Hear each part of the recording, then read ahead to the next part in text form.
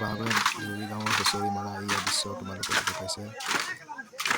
প্ৰথম হুঁচৰি মাৰে দৌল পূজাৰী ঘৰত, তাৰপাছত আহি দূৰত সোমোৱা যিমান পূজাৰী আছে সিহঁতৰ ঘৰত মাৰি খতম হোৱাৰ পাছত গাঁৱে গাঁৱে মাৰিবলৈ যায়। মেক্সিমাম আমাৰ গাঁৱত 800 ঘৰমান আছে। সেই ঘৰে ঘৰে মাৰি খতম হোৱাৰ পাছত আমাৰ বিহু কেনেকৈ ওলায় তাৰপাছত আপোনালোকক মই দেখাম। সেইটো বিহু মৰা দৃশ্য চাওক আপোনালোকে। ইয়াত বিহু মাৰিবলৈ বুঢ়া ডেকা সকলেহে আহে। এইবিলাক যোনবিলাক নাচনি হয় সেইকেইটা ল'ৰা মানুহ হয়, সিহঁতকে নাচিব দিয়ে, ছোৱালী মানুহ আৰু বোৱাৰী মানুহক নাচিব নিদিয়ে। দৃশ্যটো শেষলৈকে চাই থাকক, আপোনালোকক মই দেখাবলৈ চেষ্টা কৰিলোঁ। এইখিনি হয়, চাই থাকক আপোনালোক।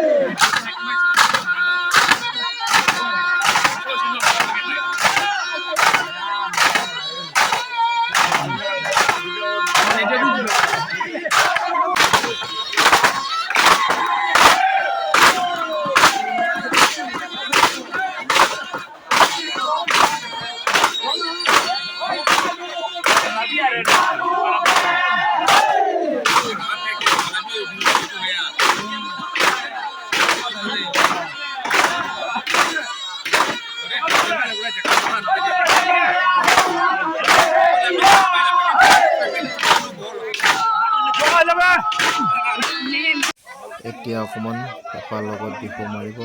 বিহু মাৰি এতিয়া সেৱা কাঢ়িছে। সেৱা কাঢ়ি এতিয়া যোনবিলাক বিহু মাৰিছিলে সেই বিহু মাৰাবিলাক আশীৰ্বাদ দিব। আশীৰ্বাদ দি পিনি ঘৰৰ চবে ভাল হৈ যাওক বুলি আশীৰ্বাদ দিয়ে। ভিডিঅ'টো ইমানেই আছিলে, যদি ভাল লাগিলে লাইক আৰু শ্বেয়াৰ এটা কৰি দিব।